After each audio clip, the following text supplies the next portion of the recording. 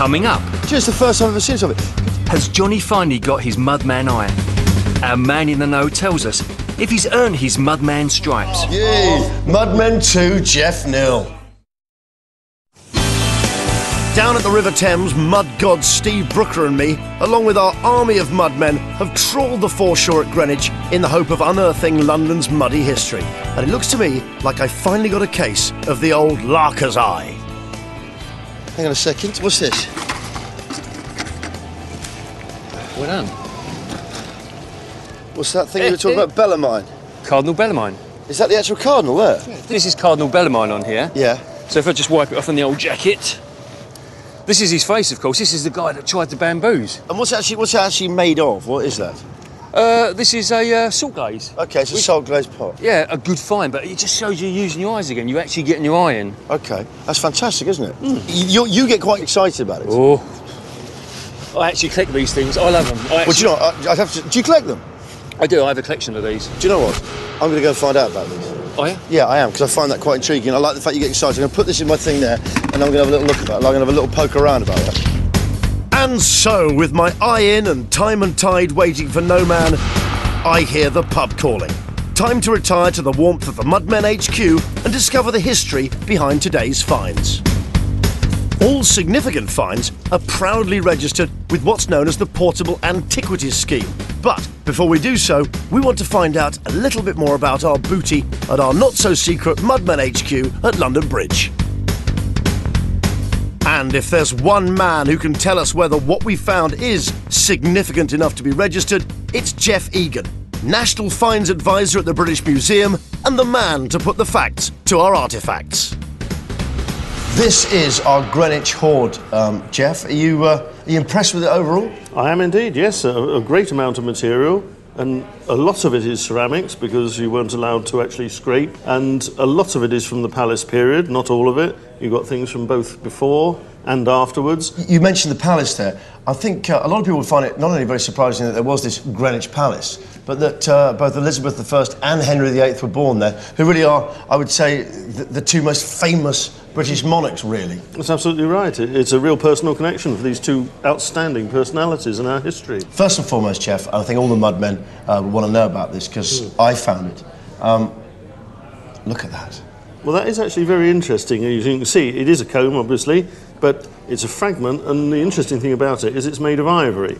It's probably 17th century, but the thing about ivory at that date was it was the plastic of its day. This isn't an upper class item. This is a piece of the cheapest material that was available, even though it come from probably hundreds and thousands of African elephants to make up enough for London, let alone the rest of the country. So this doesn't only tell us a lot about sort of London 400 years ago, but really kind of how many elephants there were in Africa 400 years ago. For this to be, you know, a plentiful object for every man to use and enjoy and get his nits out with. But it also shows us the developing empire, of course, the beginnings of empire. So and it's probably the only object that you could pick up from this table and use for its original purpose straight away. Nice observation, Jeff. No, Jeff, I could sew this fly button onto my flyers. He's actually right, actually, Jeff, and I could actually use this pin use still. that pin, okay. And also we could still use that stopper still in the bottle. I could put that in my bottle. Yeah, and also there is a marble there we could still actually play with. I could smoke this, Jeff. Yes, okay. We did him there, didn't we? On the back foot. Yay! Mudmen 2, Jeff 0. Halfway. Well, one of the most interesting things, I think, and one of the most unusual actually, is this bead, which is glass. As you can see, very colourful thing, but it's quite a large bead for England. This is going to be early 17th century. Yeah. And actually they were making beads like this in Hammersmith at this time, in the 1630s. Okay. And I've never seen one of these from the river before. Have you? So that's really rather a nice find to get that. It's probably not in the European fashion to wear beads like this. Most of these, as far as we're aware, were being traded out to the New World and maybe intended for the local peoples there, where they would have been quite prestigious, very colourful objects, obviously, to have. Yeah, OK. What else have we got there, Jeff? Well, the other thing that caught my eye was this tankard lid. This is pewter, but here we've rather nicely, we've got M-I-A. M is the surname, I is the husband's name, initial, and A is the wife's name, initial. So that's a married couple. What is pewter? Well, pewter is an alloy of basically lead and tin in these days, a little bit of copper in it to make it stronger. But these days, pewter doesn't have any lead in it for health and safety reasons. Lead was everywhere, wasn't it? Lead was said to be, for the Roman period, one of the reasons that the empire fell. Some people have said that now. Why I don't was know whether that's true. They were drinking out of lead pipes for water, lead vessels drinking. Now, one of the things that struck me here, Jeff, just because we're picking things up by eye, is the frequency of these salt glaze pots or jars. Tell me about them. Steve tried to, but go on. Okay. Well, what you've got here are the tops of 4 and more little fragments, and they would have been part of a globular kind of bottle. They would have been so high and a big globular body that would have had quite a serious amount of ale in. And a lot of these were made abroad. First of all, they were made on the continent. So you get arms of different towns and princedoms in Germany, which is probably what this one is. And from these cartouches, you can see, in some cases, where they were made, and they're almost always foreign arms of towns, and sometimes the national arms of England. Sometimes you get the arms of Amsterdam. They never come up whole. It's only once in a blue moon do we see them whole. And when they do come up whole, there's this great possibility that they are, you know, I've told you before, they can be used as a witch pot. Yeah. So if we do get a whole one and it's got a bung in the top of it, there's a possibility that we still have those inners in it, that somebody is trying to protect themselves from a curse or a spell. Have you found a whole one? Well, near enough. I had like a small corner missing off of one. But have you ever found a whole one, Steve?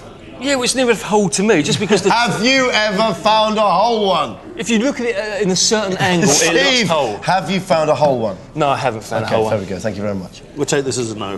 What I love about them is, you know, each separate face looks different. And you look at that, that's quite horrific. Talking about horrific. Yes, spot on. Sorry, yes, I've lost it a bit. And then you've got the nice beard there, the bearded guy. Actually, it does look very like Jeff, because let's face it, Jeff has a certain charm. And there's this one here, which is like a moody-looking troll with really sort of muddled attitudes, and he's wrestling with his sexuality. How is your wife? And that's not... How is your wife? That was exactly my punchline. Oh, sorry. Well, I think this is a really tremendous range of material that you've come up with. I've been particularly impressed by these large number of, you call them Bellarmines, I call them greybeards, but they've been characteristic of this particular site, and I think there's a lot more to be found out about these, so that's something that you can go and look into in detail, I think. George, I'm certainly going to do that, because I've got no idea what a whole one actually looks like. It turns out neither has Steve either. And all the mudlarks get so excited when another bit of this salt glazed pottery comes out of the foreshore, and we get another cartouche or another sort of glaze. Everyone gets so excited about it. So I'm going to go off and hopefully see a whole one and find out a bit about them. Good.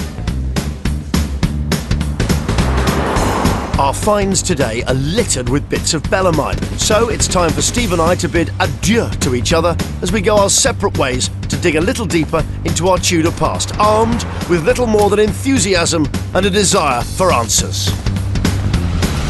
And where better to get those answers than deep within the bowels of the Museum of London and the big daddy of Bellarmines, Roy Stevenson, who'll hopefully shed a little light on how these curious pots got their name. Bellarmine was a cardinal in the Catholic Church in Germany, and basically what you've got is English and Dutch merchants taking the P by naming these pots after Bellarmine. Cardinal Bellarmine was actually notoriously anti the booze, wasn't he? He hated the stuff. Yeah, he was anti-booze and anti-Protestant, and your Dutch and your English merchants were Protestants. Yeah, who drank a lot. Who drank a lot, yes. So really, by drinking booze from one of these Bellarmine pots, you were really putting the protest in Protestant. Absolutely. These faces we find on earlier types of pottery a lot longer than Cardinal Bellarmine around. Okay. So they weren't made as an insult to Cardinal Bellarmine. They were referring back to an earlier medieval tradition about the Green Man. You see thousands of pubs call it, but who actually was the Green Man? In effect, it's the spirit of the woods. And this is where the German potters are trying to give that idea of the spirit of the woods with these sometimes scary beardy faces, which of course would have been important to peasants living in what is now Germany. So when do they start appearing? When do they vanish? Okay, Freckenware, which is what these are made of, appears in London about 1480 and kind of tails out about 1660. Why were they made in Germany? Why couldn't we do this in England if there were so many of them? Eventually we did start making them in London. Did we? Yes. Was it inferior? Was it as good as it? Was it not as frecken good? It is just as frecken good. Okay. That one, which I've got out, note, no Bellarmine face. No. That's a local example. So that would have been made in Fulham in about 1670. Really? Yeah. And what went in them? Drink. Booze. Yeah. Okay, fair enough. They were imported into the country empty. And there's been misnomers about them being used for German beer and German wine. Yeah. They come empty. People buy them. They use them. You could take it down the pub. You took it down the pub, fill it up. So it's really for off sales. Yeah. And I guess when we then started making them ourselves, the Germans think, what can we sell them now? And they thought, I know, we'll sell them the stuff to go in them. We'll sell them lager. So let's talk about the other side then very briefly, because I know there is the other side. This is the witchy bottle, the witchy pot. Here we have a pot that has a scary face on it. Yeah. So these lend themselves very nicely to people doing what is in effect 17th century voodoo. Okay. Now what do they do? And tell us about this tradition, because this is why I was a bit wary about touching some of them. Occasionally we find them on excavations. They're buried in the threshold of a household. Okay. And there will be a variety of elements within What's in there? Go on, tell me what's in the witchy pot. What's in there? Sometimes we get nails, both metal and finger. We get little cloth hearts with bent pins through them. Really? And so it really is the voodoo thing. Yes. Yeah, that's amazing. Pea and hair. Do you know what? I won't actually, because I am really superstitious and already. No, I'll look at it and that's fine. But no. It's no different from any other Bellarmine. No, it gives me the willies. It's all about having a scary face on it and about keeping the bad things away from your home, keeping the unpleasantness from the hearth.